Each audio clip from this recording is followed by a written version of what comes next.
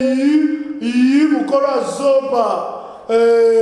oba nzamba toyemba mukola zoba basusu bakoloba outrage mukola soka kosa makambo esengeli te mayele soki botiki mayele muto bandalo ba makambo na kosala eza mayele na suka bamoni mayele yango te bobenga oni siko bator na bango basalaki babengi yango mayele na suka Kagame alobi mboka wana gouvernement eza te baza balâche. Les leaders politiques, ils ont peur. Ce sont des peurés, des petits peurés de rien du tout. Ils ont peur de Kagame. Ils ont peur de la communauté internationale. Ils ont peur des Américains. Et ils savent bien. Makamo toko sala. Ba Américains batu ba ko bengisa. Et ba Européens batu ba ko bengisa yango. So ki biso tolobi ba ko kanga biso nzela poto bana na bango batanga ka wapi. Basi na bango babota ka wapi. Ba swe na bango bakenda kozwa wapi. Est-ce que ba kotika vie na biso ba congolais qui n'atata nda. Félix, pardon. Oyaka pouvoir te porter biso mal à l'aise la vie. Ba makambu ya ba foyer na biso totala alisute toka koto Zizel Mpela makambo Zizel Mpela kuna mama de style là to sala enquête tu habites est-ce que Zizel Mpela kenda yemoko to ba benga na kai enquête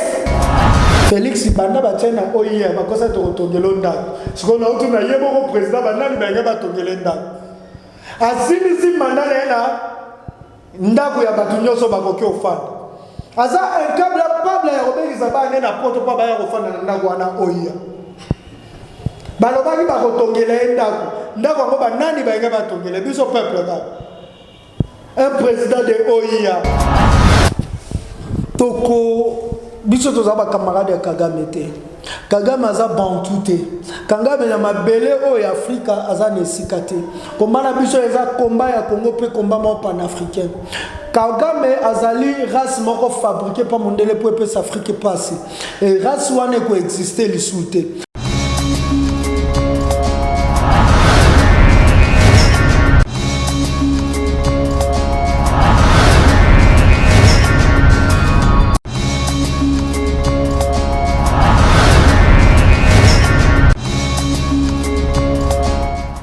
Bonjour Nabino pe bonsoir lissus na baigno so bazwi libaku ya kolanda Cadet Musoma na banda kuna bino tope na biskanyo so bosili kozoma na kolanda Vision News Television chaîne oyemesana ko informer bino na émission na biso masolo ya mboka oyezala kabongo présenter na ngawa bino Cadet Musoma na tombe bino bolandi malamu ya émission na biso mokolo mwa lelo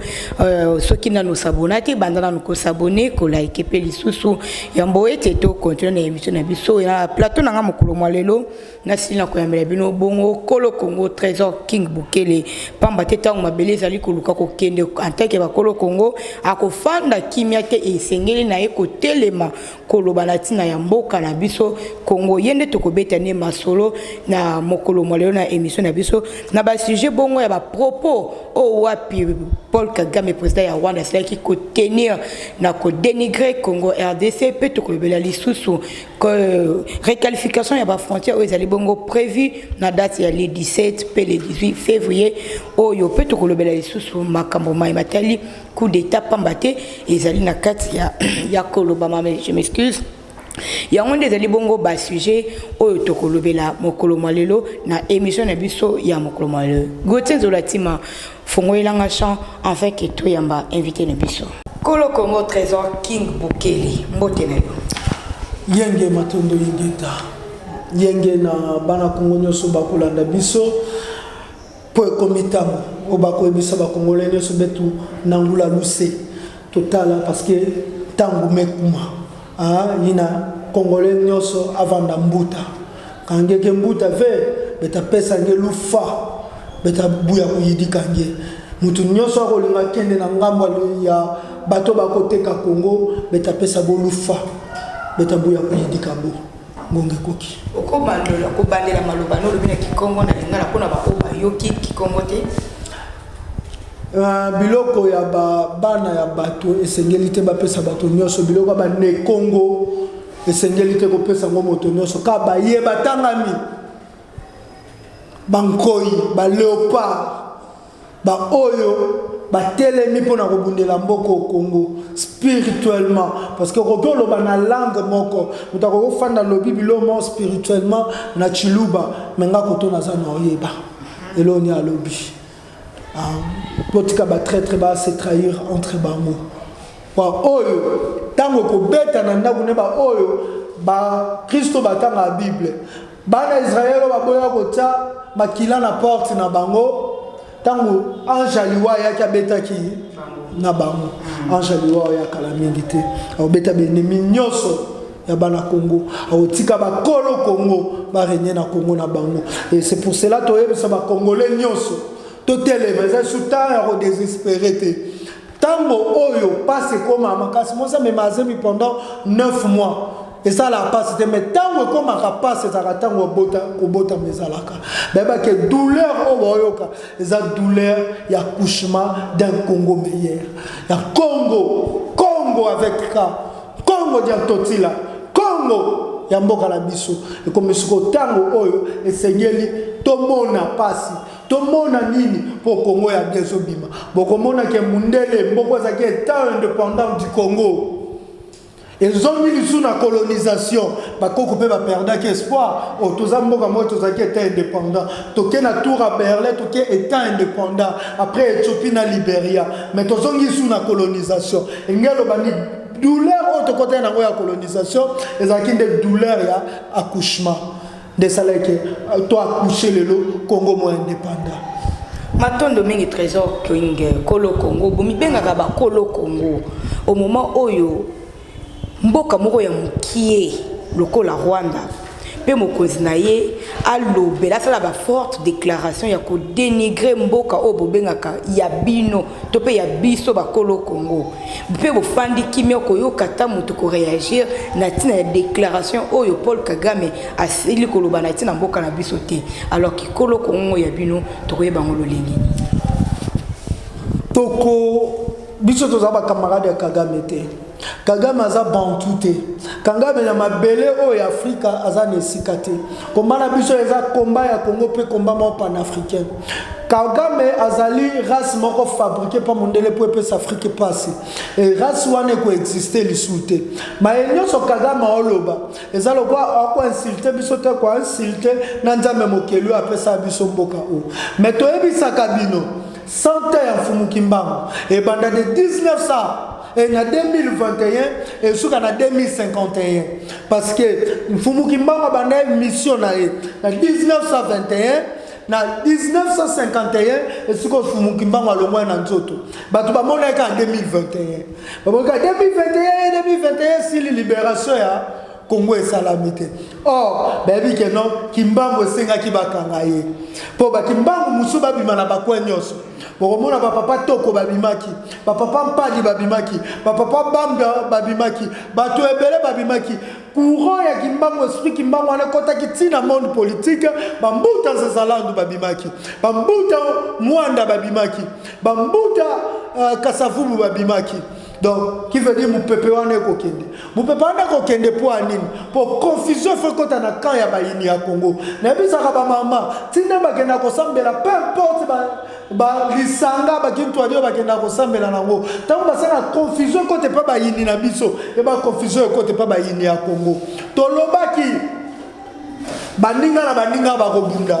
bandeko na bandeko bakobunda bana na bana bakobunda papa na papa bakobunda na miso bana baoyoka solité yango de batata bakomo bunda likabuka kama lobi eza likofabeti miso eza likofabeti moto ya benga partenaire neza Félix Antoine Tshisekedi réellement soki Félix Antoine Tshisekedi azaki mutu oyo azaki na makila ya Congo alinga ko que moto a déclaré la guerre oui alors donc baza prêt pour la guerre ko bundana Tango a déclaré guerre wana après ba oyo déjà bateki Congo ba ok ko se soumettre ba lela libosani ba ko ya bateki Congo oyo na 1915 et le mois na 5000 soldats pour 15000 soldats na guerre auto ça contre ba Rwandais à l'époque bazaki na colonie moko we banda ko coloniser bango zaki allemand to ça la guerre biso Congo na Rwanda. Voilà que ça biso histoire ya guerre ya Congo na Rwanda. esika wapi Rwanda gagné Congo bana 1914 au Rwanda à travers colonisateur na bango colonie na bango zaki Allemagne basengaka combat na Congo bazaki na posa ba créer oyo bandeko bakanisa ki babike no bandeko oyo alir ba oke na ngobe balingi ba créer Mitel Africa o balingaki ba sangisa océan Atlantique directement na océan Pacifique banga ba sangisa na nzela tout banga ba créer guerre na Congo esika pe bazoti déjà Kalemi ba bombarder Kalemi balma ba bundana ba Rwanda mais armée o ya Congo armée o ya solo ezaki na ba Bantu armée o ezaki na ba na Congo balonga ke tumba wana nanzela mundeli yango komona roi Léopold na mbatu na ye ya liwa alobi jamais mabele moko ya Congo Sud Kivu to Nord Kivu jamais ate moko ya Congo koko kende Rwanda te esika wapi oyo Léopold asengaki et na 1910 plutôt alobi malgré na tikeli bino ba colonisateur parce que tout le bateau na Berlin na 1885 tozaki état moko indépendant Congo azaki état indépendant ndenge moko na Éthiopie où soit indépendance na bango na 800 avant Jésus-Christ après wana toyo omona toza à part Éthiopie omona tozaki suna Libéria je pense Libéria oyo na kolukali suna verfier anenini o bazwaki indépendance mais Congo pe azaki déjà état indépendant du Congo na Berlin tokenda le roi étant indépendant du Congo mais tant Léopold a pesi beaucoup pas ba colonisateur aboni ke ba colonisateur ba voter na testament na passe na motema Léopold lobi atete ni moko te ya Congo kende na Rwanda elelo yo ba Rwandais bako sangana po balobake Sud na Nord qui va appartenir na Rwanda testament ni ba olinga batangisa biso ba zwa bango na Félix ba bundande bako bunda Félix ayebake ba déclarer déjà guerre pourquoi Rwanda ayeko déclarer RDC guerre pour na Rwanda batu o il fallait ba infiltrer Congo déjà c'est nini infiltrer bango je te donne un témoignage vrai soki tembe ba yana commune na matete mutu wa simba ordinateur a commune na matete il se retrouve maintenant na ANR pourquoi batu bande ko yele ba cop na ba $10 ba bimisela ba carte d'électeur $10 na des photos passeport ba bimisela ba carte d'électeur ndeba ke ko kanga batu na frontière na Rwanda batu ba ko kota na carte ya bana matete parce que Rwandais de l'Onia ba Rwandais mais moi la matete moi na wapi peut-être à Kunda moi na ya mutoto moi na ni baba nziko landela baba nziko tunda mutu wana yo matete za ndeni reste mape kutana ba soda matete kuna na kati oh te on a koma matete te mais carte électeur yeko se retrouver na maboko ndenge ni kolandela nde ba ki kokanga moto ko asimbaki machine ya seni na komina matete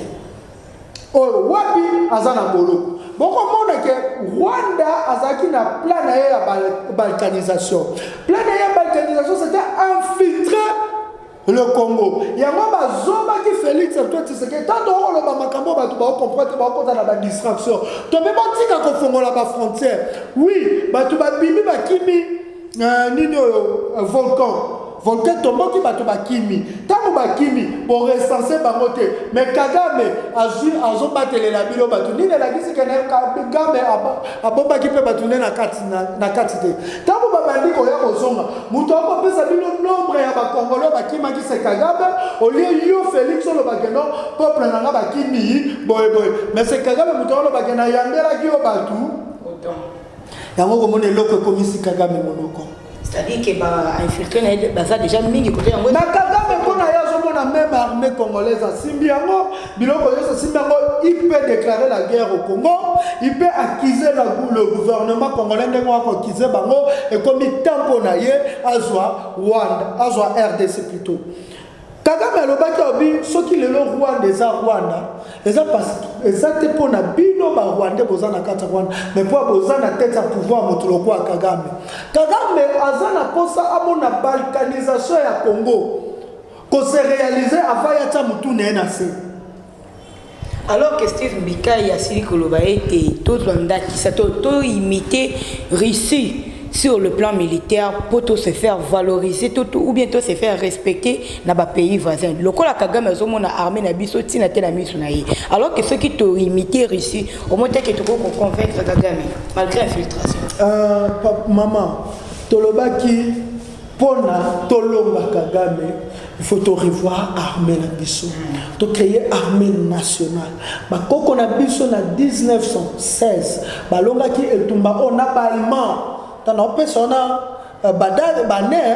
na 1916 balongi betumbana allemand ezaki parce que armée congolaise ezaki na ba congolais quand ko bunda lisu na Éthiopie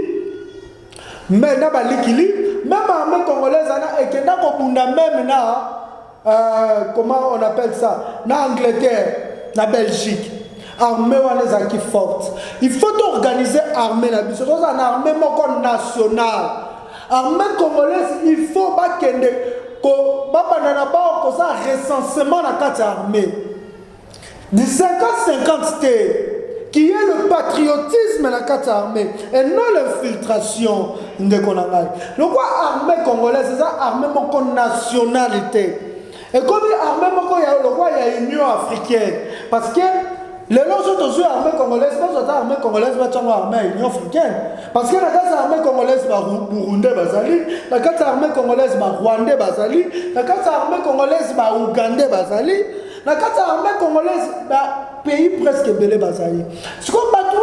dans le gouvernement na bango zotinda bango. Donc si ba otinda bango pour ba ya ko bunda ba pesa bino victoire, ba ko tinda bango pour na ba ya ko yeba. Ba frontière na bino za kandeni eza na kwa bespion batindi ba na mboka na bino po tangu oyo ayaki Kabarebe tangu ba yena afde est-ce que Kabarebe muto bandeko la kisa bango nzela te il y avait les Congolais ba la kisa nzela mais tangu ba zongi ba to sala RCD Goma kaka ba Rwanda o ba la kisa nzela ka ba batu ba mema ba Congolais siko yango to sengaka lokola to moni ke bango ba ko kokate na mais il faut que les Congolais à solo to embenga isabatu nyoso za ngunza oza nganga oza ndoki oza nani oza chef coutumier c'est le temps pour nous d'invoquer l'esprit à Vitakanga parce que le Vitakanga l'esprit de la guerre esprit ouais salette to longa bitumba contre ba portugais to longa bitumba contre ba anglais l'esprit Congo ya Vitakanga to invoquer esprit ya Vitakanga to invoquer esprit ya mama qui point vite to invoquer l'esprit le roi ya Mamadou azaki bantou parce que azaki nilotique te azaki bantou to invoquer l'esprit ya ba Chikeva ya ba général Chikeva to invoquer l'esprit ya ba général Mayele to invoquer l'esprit il y a tout ça c'est l'armée spirituelle du Congo. Parce que dans la minute et là on sauver le Congo, c'est la spiritualité. Dans le temps, Mundela Sena qui va passer sous 30 ans du Congo. Ndeko nangai ba Congolais ba comme désespéré parce que tozaki na armée te o ko teleme la armée ya Mundela zaki na nyonso mais c'est là qui armée spirituelle telema o ko ba soda mikuse ba bimaki to ba soda mikuse ba bimaki muto tikala lisukoloba te tozwaki indépendance face à l'occupation bandeko nanga bayoka ba o bateki spiritualité na mboka bapaya ba o bateki spiritualité pona lokoso ya mbongo ba o bateki spiritualité boyeba ete ekomi tango pona biso ya ko créer cette armée spirituelle wana de ko bungitisa ba Rwandais yo kasi to ba soda mikuso ba bimaki ba utiliser ba arme le 4 janvier 1959 obini ni ba utilisaki Munduki lui va utiliser mais l'indépendance c'est que ça m'a Congo. Trésor King mutuna na ngeza liboye. Moko ezali kolekela ngape. Pour l'année ni kaka tango ba annoncer date topé mikolongo date on ba annoncer il y a le 16 puis le 17 février. Le 17 le 18. Le 17 et le 18 février pour qu'on réqualifier ba frontière il y a ba pays africain. Pourquoi des dates oyo Paul Kagame a télémi pour ambanda ko se proclamer ce qui mo sopé molongi likolo RDC. Pourquoi profiter kaka na ba mikolo oyo est-ce que eza lelo moko bomba na sima wana te ndeko ngai makambo to koleka na Congo totalona misu ya nzoto te totalona misu merci bakoko totalona misu ya molimo lelo oyo eloko mote koleka ya mpamba tolobi projet ya balkanisation ya Congo ezali trahison moko oyo eyekaka epa ba pays voisin na biso te na ba pays oyo eza libanda lelo oyo bato bakokumisa Angleterre France Belgique les Nations Unies potale ya biso makambo to ebi que projet ya balkanisation ya Congo même les Nations Unies même la Belgique même la France même l'Angleterre baza derrière makambo oyo même les États-Unis d'Amérique baza derrière makambo oyo Kagame oyo tout bako sa wana ezaka bako compléter makambo au projet na bango bazaki nango na conférence na bango. Merci na maman Justine Kasavubu pona misunga na yo. Maman Justine Kasavubu olakisi biso ke ya solo ozali mwana ya Nekongo. Ozali mwana mobikisi ya Kongo oyo. Olakisi biso ke papa Kimbangu atelemaki. Papa Mpadi aponaki papa Kasavubu loko akozala moto oyo akomemisa mboka oyo liboso ebino bakitani na bango botelemi Congo oyo papa Kasavubu abundelaka Congo ini yango oyo mama Justine Kasavubu réincarnation ya Kimpavita nde mikolo na kobenga ye mama réincarnation ya Kimpavita mama Justine Kasavubu atelemi po abenga ba Congolais tobima toke komundela matondo mingi na yo mama ba Kongomani botelema motakoki ko bundela biso koleka biso moko azalite boyebete toko bunda biso moko te toko bunda na ba milimo nyoso oyo bakunda kuna na Terveron ekotelema le 17 na le 18 milimo ya ba masala milimo ya bakoko na biso milimo ya bakoko bazwaki baeke expose bango lokwa banyama na parc humaine oyo basalaki na Bruxelles bato bakufa oyo bakenda kobomba milimo na bango na Terveron ekotema le 17 pe le 18 bomona nombre bokozala te bokozala ebele Congo bokobundela eloko mpona mbongo te bokobundela mpona avenir mpe d'unité ya Congo Kagame telemi amoni que Congolais perdre déjà avenir pas perdre dignité na ye amoni ete na longi lokola pe roi Baudouin telemaki amoni que Congolais 30 ans lisusu Congolais konyokwama lokola pe mondela telemaki api Congolais konyokwama mais to ebisi bino esika boko kasa mayele sili belela Kimbangu belela bakoko nyonso totelema to récupérer mboka na biso Congo po biso moko so to bibili banda biso moko eke milimo etelemi te tokoloba ya pamba tokoganga togangi tosali nini tozongi na ndako bino bobima biso awa tobelela milimo na ndenge nyonso milimo wana eke na bino nakuna sengaki basenga nde tofretele bango mabele ya Congo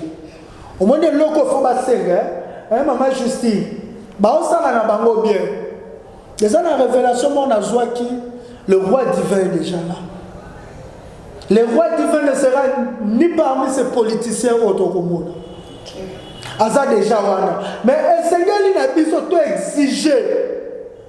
roi divin fana na esika na ye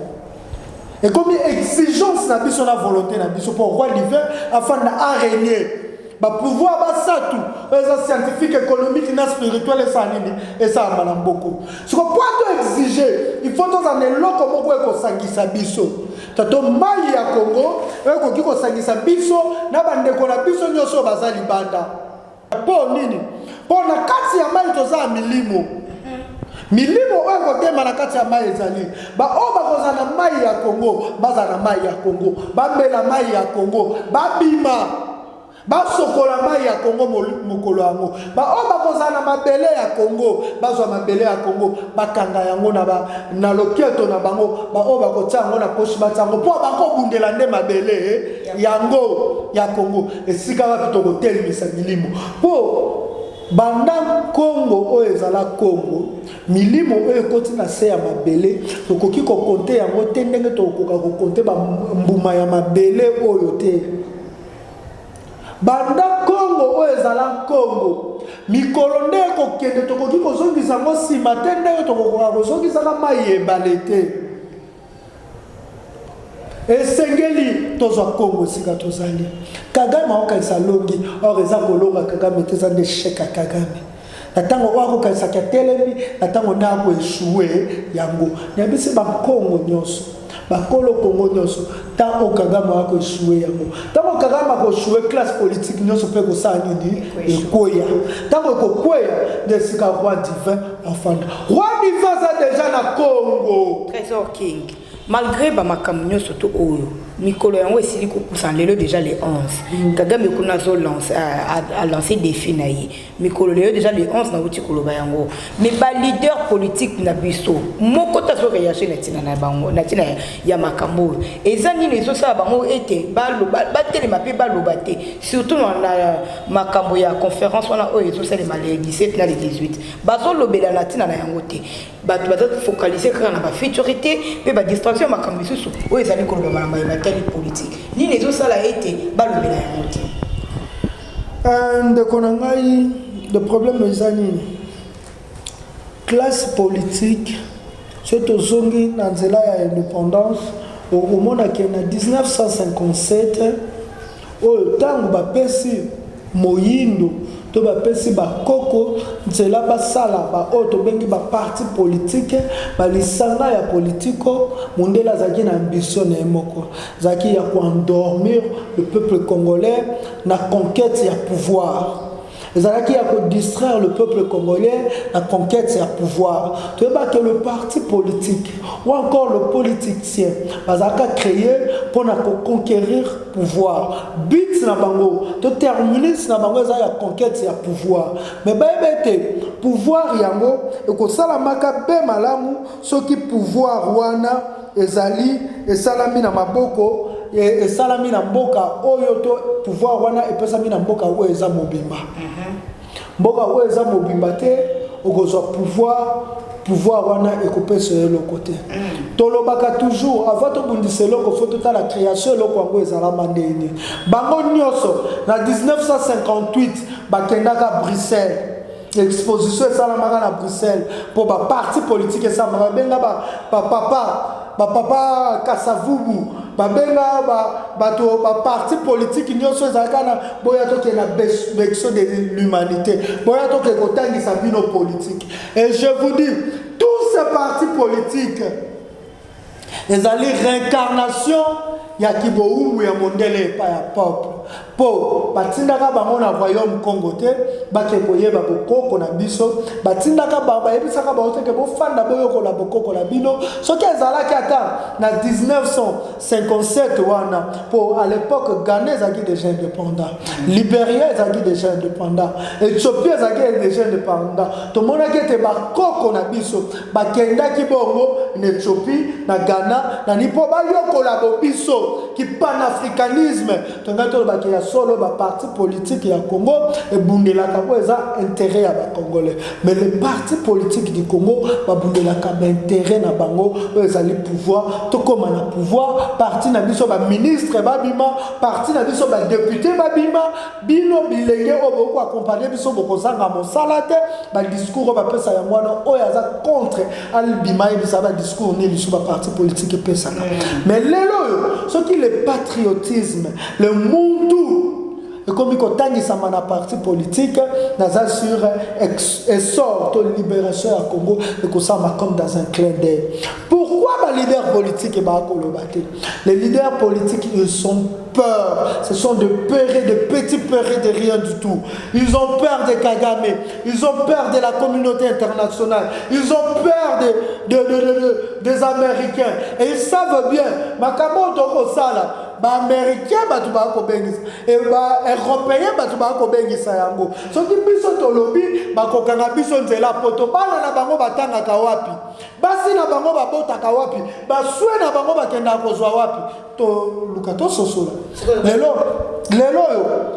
bako banga na motolo kwa ngaso na beli na zui mulalangwa nazwi Congo bololo nazwi mupeshpesh na sangisi na tokisi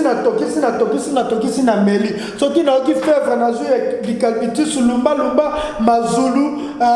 nini na meli mais yo soki oki fièvre baki wapi mikili na poto akobanga loba makambo poto na oke mikili na poto bakotuba etonga mais je leur dis baza de abato bakufa bako kasalo kwa bazala bomo ete ya basai nini bakufa po bokoko na bango eza na bango te bokoko na bango ekotambola na bango te po bokoko na biso etambola na biso il faut tobomba kobanga na biso devant bokoko na biso soki ntangi na lobele loko eza bokoko na kobanga na po na solola no na lobela bokoko na ngate po na kobanga yo na lobela bokoko na ngate po yo américain ba peso valeur na mboko kongo nga lobela bokoko na ngate na lobato nyata mabele o eza ndeko moya komata na kotanga kombo na ete kokutene na Kinshasa et puis c'est papa na ye na aéroport na leki bato pe ba yebinga te kombata et puis c'est bakoye ba binotende bokoti bozwa mabele bokena ngo bokotaka bobimaka bokotaka bato bakokota Kongo bakobima te eza bato bakobundela mpona baintere na bango bao baosala bacombat spectaculaire akobunda kaka mpo bato basala nini bamona ye intere ya mboka Kongo eza te. Tous ces politiciens honte en vous, honte à vous. Vous êtes la honte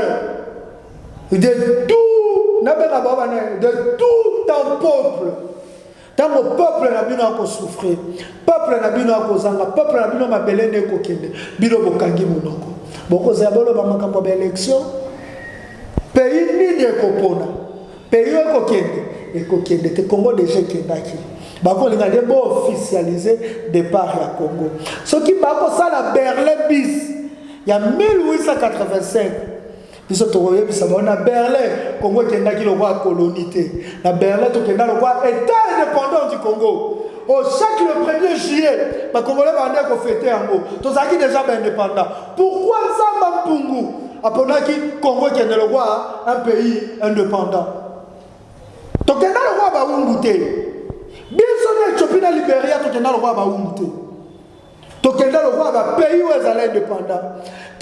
Le solo du peuple Congo, le solo Éthiopie Rosala, le solo Libéria Rosala. Et ça ma grande puissance d'Afrique. Oh l'homme est sauvé l'Afrique.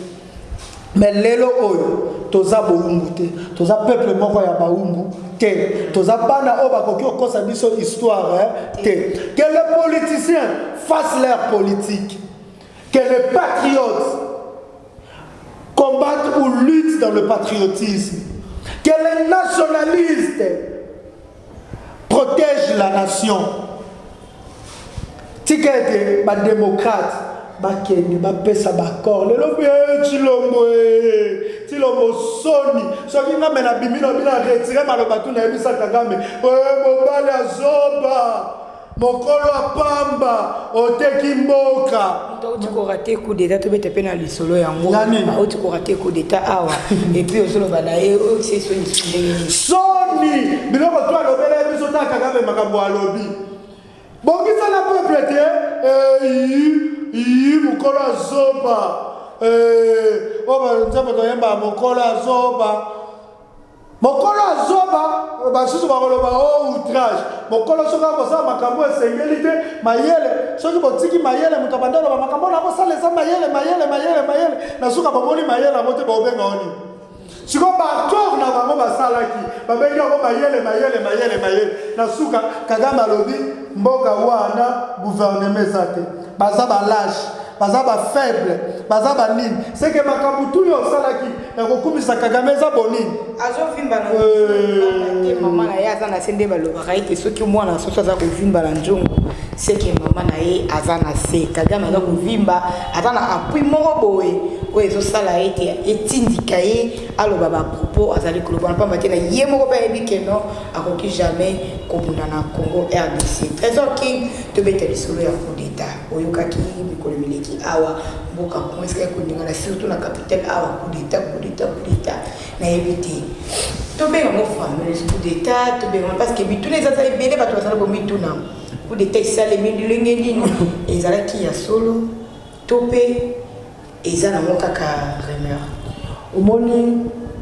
moto oyo aliaka biloko bambo aliaka biloko bambo soka yokika mbo gangi ne u atambwa alinga koyamba ya oloba mbo wa azana kanda biloko na akolia ya yenda akolinga sa nini aswanga donc pakata mbango mbo bato akoya koyamba ye mbo yebi kuteke aliaka biloko na ye ye moko ndeka na motema na yebi ke naliaka biloko ya mbo na ningi na loba nini nesika wana bako parler biso na mythe moko un conte de fées où ezali coup d'état pirement donc coup d'état na façon ya talibani na façon ya chilomboni un coup d'état c'est biso coup d'état ezaki coup d'état nini militaire constitutionnel to nini poto yebako sala étude nango. Pour chaque coup d'état, ça a la façon. Un coup d'état constitutionnel, le conseiller va te remettre en haut. Et vous avez la chambre haute, la chambre basse. Coup d'état populaire. Tu vois, coup d'état populaire. Coup d'état populaire, c'est que le peuple a eu pouvoir, après si, motomususu. Coup d'état militaire. Mais quand on a un soldat, mon côté, si on a François Beya, mais François Beya il est là. On a ce moment où est-ce que vous pouvez dire que François Beya est innocent? Oui, non. Parce que nous avons ici été. Si vous avez dit que François Beya a commis sa coup d'état, journée de François Beya pas juge naturel, mais pour ça la nini, à sa misaye. Pour aller raison, juste pour le renseignement. Ce qui est solo, renseignement, là-bas, on va dire que coup d'état salami. Parce que c'est un juge naturel. Pour que tu solo à ça, il y a ça coup d'état, toi, il y a ça là. Et comme il est solo à coup d'état, il y a un symbole solo. Ce que Félix Antoine Tshisekedi, et que ça, il passe à coup d'état, que ça, l'indemnité, au bango, ça, la coup d'état électoral. C'est qu'il y a une capacité. On sait la coup d'état électoral, on est na moninga na Kabila mais lelo boko tanga lisuko mo Kabila c'est que ça moto bo mesana na bo sala kana makambo na coup d'état oui famille ya Jika Kapeza cité na makambo yango eza cité te aventure bakanga ikutu Zoé Kabila bakangi te ezaki bako sala moi ba aventure alinga kake de sud afrique et que wapi après bakangi après se présenter na année après ba ebise Zoé limbisa biso makambo to sala ki zwa nini na yo yango yo mokanda na to botola ki yango yo Zoé azawa no basamisi ba moni ke no azala wala ki bazo donc juge naturel à Zoé azaki na année c'est nzinza na bité bilo ba botanga mibeko ba attendre ye to basamisi ba attendre ye na mokanda mbongo yebele ko bimana mboka selon bango bisote bango 6 millions yako bimana mboka et l'autre ko ebisaka batu boko comprenaka accord Félix Kabila jour nini to benda batu matoi ndenge nini accord wana c'est pour follow accord tout faka bundu Nehemio accord Kabila Félix et lobi batela ngai na libota ngai to ko mona libota to ko mona Jeannette Kabila to ko mona Zoé Kabila to ko mona mama Sifa otilelo afanda kana ndaku ya nini oyo ya Shele Félix banda batena oya bakosa to tongelo ndaku siko na utu na yebo ko president banani ba ngaba tongelo ndaku asini si mandana ena ndaku ya batu nyoso bakoki ofanda aza incapable pable ya obengisa bana na poto pa baya kofanda na ndako wana oya balobaki bakotongela ndako ngo banani bayenga batongela biso peuple ka un président de oya ou a terminé pouvoir na ndako oya mais maman Sifa zo fanda wapi na ndako wana ko simba biloko mama Sifa te ko simba mama Sifa te c'était les accords ezaki nini omoni Kabila ko simba na Kabila te omoni loko to bato baloba pona Kabila obio Kabila kini na Afrique d'ici na Butu Félix abenge te Kabila limbe sanga ko landa Kabila loba bato wana sanga Kabila loba abako bomi sanga yi papa yo yebi ba Congolais yo sanga président yo yebi ba ona biloba loba parce que c'est faut dire frère d'accord balobi Kabila kini babio Kabila qui c'est ça défendre qui master na ye akeli ko a masterer corps na ye Oh, Kabila qui est dans la santé. 18 ans, Kabila a le pouvoir. À ton gars, hôpital, le mot côté, au la santé, ni à moi, c'est dernier à banane.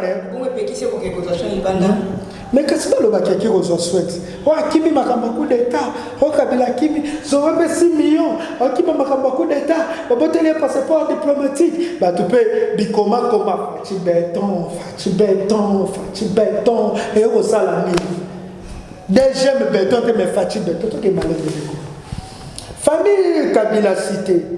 Bah, botolier passeport diplomatique. Il y a un passeport diplomatique à Zana. Donc, gouverneur, nous, ça un passeport diplomatique. Honoraire, nous. C'est que tout ça, comme 10 000 honoraires dans le Congo, 10 000 passeports diplomatiques.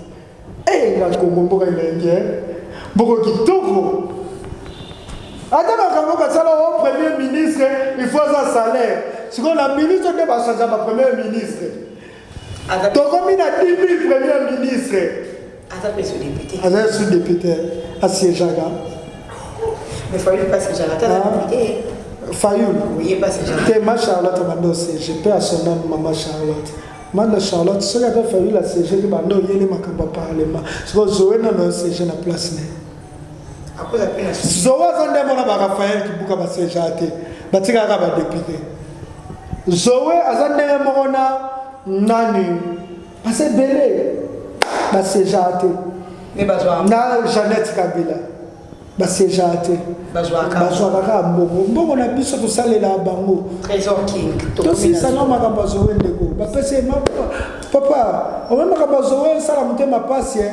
Ane resengi zowe pardon. Ya zowe limisa biso. To sala na côté. Oh. Siko bazo miseli yango ndeko. Na 6 millions. Zowe tanga so balongola te loro moko. Biso to seni na mbongo na nyoso songi 6 millions wana zowe o bango balobi zo wana obi mango zaki ya ba nani alingaka sana ngo nini s'il vous plaît lelo coup d'état to songi na question coup d'état bakangi François Beya pa ba moneli nde François Beya bakangi na bureau ya François Beya quelques batunaye ba yena Modeste Bahati o Modeste Bahati pasa nakata makambo yango tibo oyoka o Martin Fayoul pe aza makambo yango o nani siko nani azosambisa dossier yango parce que François Beya na preuve contraire alobi nano asambi te alobi pe loko te siko nani azotangaka bato wana kaka abedi soki Mohamed Salim moto azotangaka bato wana. Le 17, le 18 février plutôt, Félix Tshisekedi a mis au coup d'État. Tout un coup d'État alimentaire. Le peuple congolais souffre d'un coup d'État alimentaire. Mukolo le roi, Mukolo a katikata Thomson. Thomson a payé 500 francs, Bakati. Félix a mis au coup d'État intellectuel. Na ba promesse na ye akolesa biso biloko na molimo qui a dit ça na ba tuto ba koloba nani akolobia po awa tolia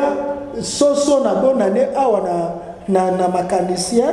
Thomson ekita 1 kg 2500 na mécanicien na combien na combien sikoyo et mati sikoyo wa yoka coup d'état Félix akosala biso abandaki na bona coup d'état électoral akosala biso coup d'état ya makanisi mabenyo so ya sali ezangate eza FCC ezangate eza mutubo ce sont des coups d'état ce qu'on y a kobanga ndeka coup d'état bakolongole na pouvoir alinga linga ta kosala nini akolongoka na pouvoir yango na bisi pe bato yango botika coup d'état spirituel et salam parce que na coup d'état spirituel parce que ce qui y a solo François Beya banda ko organiser coup d'état militaire minduki bamoni minduki wapi banda ba organiser mona ba nani est-ce que bamoni François Beya tana minduki moko c'est ça non la c'est jusqu'à ce qu'on et bon première enquête ça na mboko yango nini oyo komba ba ni boîte noire enquête si le boîte noire ça la maka mais vieux maréchal akenda avion mobimbe kenda botina kopesa bato bato banquête ebele na vie baza na banquête ya liboso ya liwa papa Etienne Tshisekedi ministre moko alobaka ndenge ake bongo soki azongi abokatanga liboko première enquête bayela nango idps ya liwa ya papa Etienne Tshisekedi nani William Mishiki. Deuxième enquête ya bato batumba na siège ya idps bato batumba bango ti lelo enquête esalamaka tolongwe enquête wana toye na troisième enquête eloko koyesa Félix jour ya serment ti lelo basalaka enquête bamisu balobi ezalaki bal pe banini bantibal bamisu babitie antibal tezalaki émotion bamisu babi mercule wana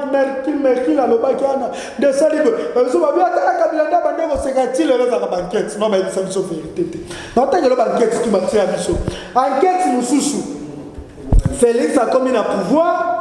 babuki ndako ya papa Etienne Tshisekedi basumbeli nzungu ya mama ti lelo baluka mutuni asumbela nzungu ya mama enquête mosusu babi cercueil ya papa Etienne Tshisekedi ya pamba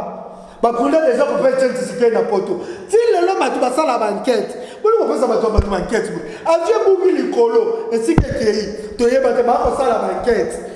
tosisi d'accord tokomi dans la 6 enquêtes nous sommes à la banquette so na tangelo tokozo atana 30 enquêtes banda Félix akota enquête na enquête bayo bakisela bato lisu ya coup d'état enquête donc mandat de nyo sosi so na banquette ba osala enquête à projet 100 jours bato balia ki mbongo ba osala enquête ya 20 ans ya camere o ba kosela ke makambo c'est un homme crédible. Tout ça, l'enquête va être c'est crédible. Enquête même, il y a maladie imaginaire, il y a Vital Kamel. Et l'on va bien la éviter. Si le va enquêter. Tout ça, l'enquête, il y a Momo et Willy Bakakon, à 2 millions. On va gagner dans la Brazzaville. Si le lot est quitté montant, enquête. Tout ça, l'enquête, il y a Momo et coronavirus. Et tel Longondo, enquête. Ce qu'on va enquête, on a tout solution à rater. Parce que Barotti a vu un Congolais qui m'y a été. Au lieu de banquette ata yo moko maman Cadette Muswamba zala na place na biso ba congolais na bi peut-être so yo za congolaise est-ce que bakoti ka vie na biso ba congolais qui n'y atatanda Félix pardon oyaka pouvoir te porter biso mal à l'aise la vie ba makambu ya ba foyer na biso total à lisute to ka koto Zizel Mpela makambo Zizel Mpela kuna maman de liste style l'autre sur la enquête tu habites est-ce que Zizel Mpela kenda yemoko to ba benga na kai enquête to combinaison ya émission to yaba to bota maka te poto sala banquette ya makamba via Tshisekedi ye moko peninga za wana na souci ala to ana bazoka bongo pona renseignement makambo etali l'état congolais et non makambo etali Félix Antoine Tshisekedi et sa famille enquête ya bakare mine enquête ye baka que chef de l'état za na kati kobunda que a réussir na makambo ba souci de si le lo kobundaka ako bundana na gouvernement o ezo so message clé na yo na nyoso to sololi mokolo lelo pamba te bata na répondre na lo moso na répondre te bato ba mona mote ya mabe soko lobi ba Marie Jeanne Bololé ba ko sunga Félix te nani lisu ya roso pona pepe ilunga mubange déjà so tanga zo mubange bien jeune to changer to longola jeune na premier ministre pour à peu près l'ongazaki et tout le monde mobange na premier ministre tout tindi na assemblée tout le monde na assemblée tout tindi va changer bazu mobange batindi vie mboso na assemblée bazu vie ilunga et ilunga balongole bazu sama lukonde mwana papa na akufaka na masasi babeta ka masasi tina pe babeta na masasi to ebita enquête mususu stilelo mwana moko azaka papa babeta masasi bakufa za na choc à vie papa besoin de premier ministre. Et il y a un problème. Au moment où on a la vengeance, il y a la premier ministre na vengeance. Mais tu vas tata le l'enquête. Na na zo ba ngote bilo bote premier ministre. Omo la ka aboma biso nyoso de baboma papa ba la biso pe bazanga biso. Bozu orphelin de balles. De père et de mère ni tombé par balle. Botier premier ministre Bobi Yende Obenge Marie-Jeanne Bololé abanga ke tumbate abundaka botier libiso Obenge Wario bandeza kalika muke bo vie Wario babaluka bo vie Wario azonga bo vie Wario Bobi lelo vie Wario ka osungate asame so yebe folle la tata bino poati lelo na sisa pe matanga papa te hein vie ça Donc, na pouvoir, ça fait des rabatos, et na chef de l'État. So, chef de l'État, moi, il y a un rabatou na nini. Pour y a qu'un faut pas y a y a des na. Nous avons beaucoup de mots qui est tu es d'accord. Y a qu'un homme qui faut pas y a moi, qui est, on va on a été pampé, c'est pas maman. Pour habiter de toi, pour moi, on peut un homme qui m'a collé ma copie. Nous avons pendant 37 ans. Est-ce que ça m'a le connu pendant 37 ans? Bah projet toi ça dit nango hier carabé ah finalement vous le balanga sur les alliés congolais ton vivra pour la Félix Antoine Tshisekedi ni pour la famille naie ni pour la partie na ba IDPS ba vie na biso no solution nango zo zo maté makabuna etali biso te coup d'état coup de l'union de république coup du pays coup de la démocratie et talibiso te biso le talibiso bilo toi la kabiso a pesité a copé sa moi vaque le moni Félix ça t'a journée moko to suivre vraiment ma promesse tout kami qui te no banda il nous a promis tozo bisamo ma promesse na ta journée moko mais le ressemble na mboko ezali mutasali biso ba ke ya fanda les le roi Kabila na kinga 4 ateli bino ba nyama ba nini bino pe ba okende ni so za ki tozo ngela mulimo na biso kala olongo pouvoir c'est l'autre to betio to sali o il faut to sala yo et si le président ba ya sima ba sa nini boté donc to le bisende na Kabila mais to moni biso ba so to kende demander ici Sama lukoni kadima okobunda na bakoko kadima so ngotika ba no orphelin pendant bongo bakoko ebele ndami asimetière tata na to ko visitant ya mama na to ko visitant bisote to tindelo tata na mama na boko visiter kadima bon solo ana kadima nomande ba Israël ba no sala patindeli pharaon bilimo pokende pharaon la mukabe mwana na kufi bakanga Moïse wapi yoka bakanga Moïse toi ni la kisike Moïse mutabomie ata bakune to batu ba oloba ah bandeko namona ga ba congolais pe ga ba sobe bonu comme na bino popo ki la bandeko na bino bambasu banjoko mais batu ba ole mbongo na bino Kongo ta mboko ta zwinjoko moko ta zwimbasu ata moko te yango so mutu abaki biso so to libérer mboko to komi vana niveau na biso mutu boake ni muninga na Congolais mbaso to beto parce que bambaso na to koza pe na posa na mo banzoko na to koza na mo pe na posa na mo to tango ga na frontière à Congo un étranger tango koti bo mbaso chokoti a maladi jour obi ma Congo mbaso aussi donc comme sika oh tsoko yena idée ma mbaso so bango mbaso ba sa le na makambo ezanga ti donc kasi vraiment biso tout ba Congolais to baluke linde ko Félix Antoine Tshisekedi parce que voilà yo ça un coup d'état militaire on et le bangi c'est pour yebi que peuple si manaye azane lote batu ba bio to encourager coup d'état te na mboka na biso parce que coup d'état ils ont ça biso mboka sima bon alternance politique to sali pour mboka na ni première fois bandeko bobengela biso bandeko nyonso botindela numéro bandeko nyonso ebebike bakroyaka na combat ya fumu kimbangu c'est le temps pour nous to se réunir tout ça la armée spirituelle du Congo il faut to bondisa batu oyo na molimo ndenge ba nani ba soda mikuse babimaki Kagame azelo côté Kagame boka sateke le roi robe dans sa kinzoto mike Kagame baza nzoto mike Kagame okoka makambo attention te parce que le roi bazaka na ba roi bazaka na ba pouvoir ancestral na bango mais Kagame n'est pas un roi ba roi nyonso ba otu ba bengana bino boya to sangana to bunda kuna Congo na biso to tika Félix Antoine Tshisekedi omoni moto soka okoma na suka akoma biloba bato ba belisa bato ba yebi on a vraiment on mutana bandolo batte dernière fois comme ekoloba mingi dernière fois comme ekobanga banga on dirait yebe ki okufe mususu ekoza toloba akome ekobanga banga coup d'état on dirait yeba ki ke coup d'état ko yaka to yebite matondo mingi na bino ba yebozaki libako ya kolanda biso ebandeliti suka ndenge kana misana koluba bo continuer ko s'abonner bo partager afin que ba misusu pe bazwa basangolo lenge yo posili kolanda yango na mulai pe na bo senango bo koma ba suggestion na bino na numéro o ezali affiché na se ya bitando ike na bino na tondi bongo botondi na mwasi nzambe Deborah Bwakumwana la grande dame Deborah Bwakumwana ba tondi na yo molandi monene ya Vision News télévision, sans oublier aussi les grands réalisateurs, prophète Seth Ndita, la faveur de l'éternel, Namosala Kitoko, Azali Kosala Pelissu, le chasseur du mage, Gauthier Nzolatima, sans oublier Yopelissu, son partenaire crédible. Merci dit Bazola depuis Kuna Batolina, Yope va soutien à Yo, Nabosani Pete, l'issue sous mon POV, elle chante au moins casse presa au bide que les coconyong, mon POV va remerciement, Nayope l'issue sous Botika la mala, Motokuta Nabilo, à la prochaine, bye.